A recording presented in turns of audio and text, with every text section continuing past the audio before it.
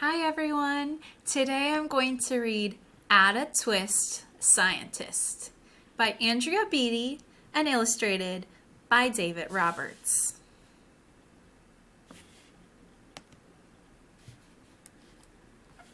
Ada Marie said not a word till the day she turned 3. She bounced in her crib and looked all around, observing the world but not making a sound. She learned how to climb and make her big break, with a trail of chaos left in her wake. She ran through the day, chasing each sound in sight, and didn't slow down till she conked out at night. Her parents were frazzled, but tried not to freak, as Ada grew bigger and still did not speak. Clearly young Ada, with lots in her head, would have something to say when it ought to be said. That's just what happened when Ada turned 3. She tore through the house on a fact-finding spree and climbed up the clock just as high as she could. Her parents yelled, "Stop!" as all good parents would. Ada's chin quivered, but she did not cry. She took a deep breath and she simply asked, "Why? Why does it tick and why does it talk? Why don't we call it a grandfather clock? Why are there pointy things stuck to a rose? Why are there hairs up inside of your nose?" She started with why and then what and then how and when. By bedtime, she came back to why once again. She drifted to sleep as her dazed parents smiled at the curious thoughts of their curious child, who wanted to know what the world was about. They kissed her and whispered, "You'll figure it out." Why? What? How? When? Why? Her parents kept up with their high-flying kid, whose questions and chaos both grew as she did. Even Miss Greer found her hands with quite full when young Ada's chaos wreaked havoc at school. But this much was clear about Miss Ada Twist. She had all of the traits of a great scientist. Ada was busy that first day of spring, testing the sounds that make mockingbirds sing, when a horrible stench whacked her right in the nose, a pungent aroma that curled up her toes. "Zowie!" said Ada, which got her to thinking, what is the source of the terrible stinking?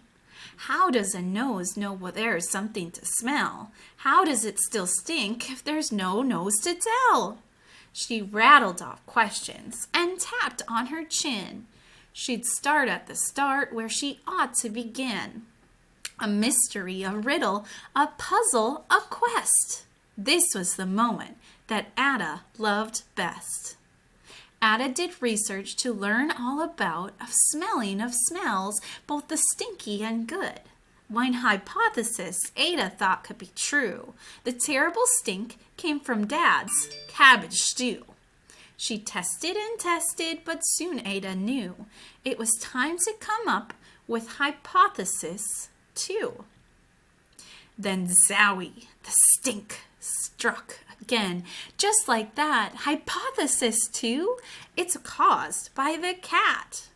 The cat couldn't make such a stink on its own. It needed perfume and some fancy cologne. So young Ada tested. The test was a flop. She started again, but her parents yelled, "Stop! Ada Marie, to the thinking chair now. By the time we count 3, enough," said her mother. "That's it," said her dad. Her parents were frazzled and mad. "Why?" Ada questioned. Her mother said, "No." "What?" Ada queried. Her father said, "Go! You've ruined our supper. You've made the cat stink. Enough with your questions. Now sit there and think." She looked at her parents. Her heart turned to goo. Poor Ada Twist didn't know what to do. She sat all alone by herself in the hall, and Ada once more could say nothing at all. And so Ada sat and she sat and she sat and she thought about science and Stu and the cat and how her experiments made such a big mess. Does it have to be so? Is that part of success? Are messes a problem? And while she was thinking, what was the source of that terrible stinking?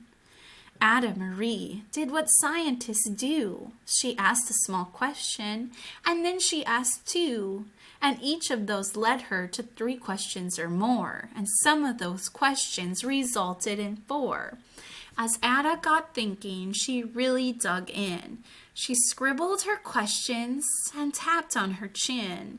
She started at why, and then what, and then how, and when. At the end of the hall, she reached why once again. Her parents calmed down, and they came back to talk.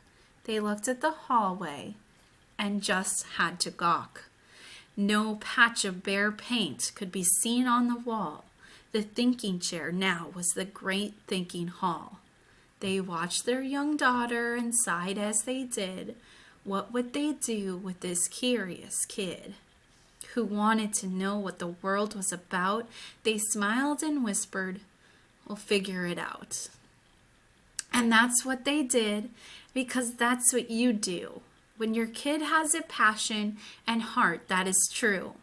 They remade their world, and now they're all in the act of helping young Ada sort fiction from fact. She asked lots of questions. How could she resist? It's all in the heart of a young scientist. And as for that smell, what can Ada Twist do but learn all she can do with her friends in grade 2? Will they discover the stink that curls toes? Well, that is the question. And someday, who knows? The end. You can also find these books on epic.com. It is free right now for parents and students, and really easy to find all of these different books, but I will provide recordings every day.